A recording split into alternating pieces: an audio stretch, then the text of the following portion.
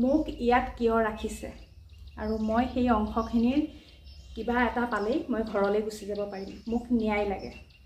নমস্কাৰ বন্ধু বান্ধৱীসকল, ময়ূৰপংখী চেনেলৰ অন্য এটা ভিডিঅ' আৰু আপোনালোকৰ মাজলৈ লৈ আহিছোঁ। এই কথাখিনি মই কোৱা কথা নহয়।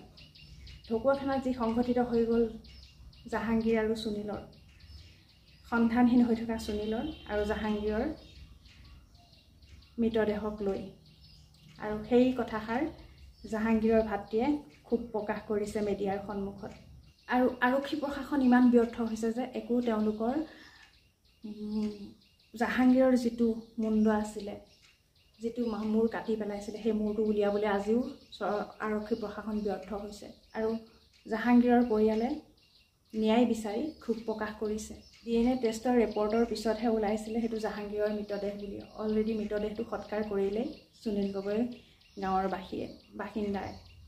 কিন্তু এতিয়া জাহাংগীৰৰ ভাতৃয়ে ক্ষোভ প্ৰকাশ কৰি আছে যে মোক ন্যায় লাগে আৰু পৰিয়ালটোক ন্যায় দিব লাগে আৰু আৰক্ষী প্ৰশাসনে মোক ইয়াৰ পৰা সোনকালে পঠিয়াই দিব লাগে। আৰু সুনীলৰ ঘৰৰ লগত জাহাংগীৰৰ সম্পৰ্ক কেনেকুৱা আছিল? যদিনো তেওঁ ৰাজমিস্ত্ৰী আছিলে, সুনীলৰ ৰাজমিস্ত্ৰী হৈ আছিলে, সুনীলৰ কৰ্মচাৰী আছিলে, তথাপিও তেওঁ সম্পৰ্ক কেনেকুৱা আছিলে? কিন্তু সকলোখিনি কথা ব্যক্ত কৰিছে মিডিয়াৰ সন্মুখত জাহাংগীৰৰ ভাতৃয়ে। মানে মোক সেই বস্তুখিনি লাগে। কি লাগে? মানে দাদা যিখিনি অংক বাকী আছে বাৰু, সেই অংকখিনি মোক দিলে আমাৰ যিটো ধৰ্মীয় নীতি নিবাস আছে সেই হিচাপত আমি ঘৰত গৈ কিবা এটা কৰিব পাৰিম। আৰু যদি মোক কেতিয়াবা ইয়াত লাগে, মই সেই ঘৰৰ পৰা আকৌ ঘূৰি আহিম বুলি কৈছোঁ। কিন্তু আৰক্ষীয়ে এতিয়ালৈকে মোক কোৱা নাই বা বস্তুখিনিও দিয়া নাই যে মই ঘৰলৈ যাম।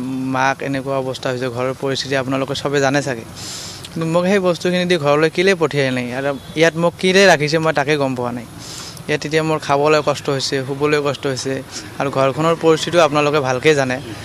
গতিকে ইয়াৰ পৰা মোক ঘৰত পঠিয়াই দিয়াটো আৰক্ষীৰ দায়িত্ব, আৰু মোক যাতে এই বস্তুখিনি দি ঘৰত পঠিয়াই দিয়ে এইখিনিয়ে মোৰ কথা। আৰু আৰক্ষীয়ে একো কোৱা নাই, জাষ্ট মোক ঘৰলৈ যাবলৈ মানা কৰিছিলে। আৰু মোৰ ইয়াত থাকিবলৈ ঠাই নাই।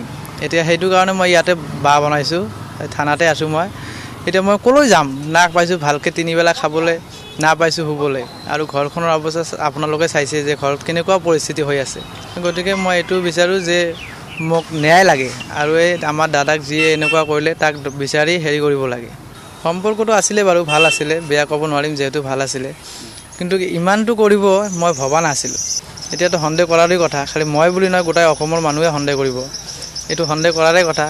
সেই লাষ্ট লোকেশ্যনটো তেওঁলোকৰ ঘৰৰ পৰা ওলাইছে, আৰু মোক কথাষাৰ কৈছিলে যে মই নমাই দিছোঁ। যদি আমাৰ দাদাক মাছ খোৱাই আমাৰ গন্ধিয়াত নমাই দিলেহেঁতেন তেতিয়াতো সেই লাষ্ট লোকেশ্যনটো তাতে হ'লহেঁতেন। তো ইহঁতৰ ঘৰৰ ওচৰত যেতিয়া ওলাইছে তে সন্দেহ কৰিবই লাগিব। এতিয়া সন্দেহ কৰা মানুহ তেওঁৱে আকৌ। এইটো ফোন চোন কৰি থকা ময়ো গম পাইছিলোঁ বাৰু, কিন্তু এতিয়া কি বুলি ক'ম। এতিয়া মানুহজনীৰ ওচৰত আৰক্ষী মানুহ গৈছিলে, তেতিয়া কৈ দিছিলে বোলে কোনো সম্পৰ্ক নাই বুলি। তাৰপিছতনো এতিয়া মই কি কৰিব পাৰিম? সেইটো কৰাৰ আগত আমি হেৰিত কৈছোঁ, বুটিগড় এই মানুহজনীৰ ঘৰৰ কাষতে। মানুহজনে পকা কামেই কৰে বাৰু, বেলেগৰ লগত, আমাৰ লগত নকৰে। সেইটো ঘৰৰ ওচৰতে ঘৰ, হয়তো কেনেবাকৈ বা চিনা পৰিচয় হৈছে, মই ইমানখিনি নাজানো কাৰণ মই তাত নাছিলোঁ। নাই মোক সোধা পোছা কৰা নাই বাৰু, ইহঁতকে সোধা পোছা কৰি আছে। এতিয়া কিমান দূৰ আগবাঢ়িলে আৰক্ষীয়ে জানিব ভালকৈ। সেই মুহূৰ্তত মোক ন্যায় লাগে। মানে আমি দুখীয়া পৰিয়ালৰ মানুহ, সেই তাৰ সংসাৰখন আছে, সৰু সৰু দুটা ছোৱালী আছে, আমাক ন্যায় লাগে মানে, আৰু একো নিবিচাৰোঁ, মোক অকল ন্যায় লাগে।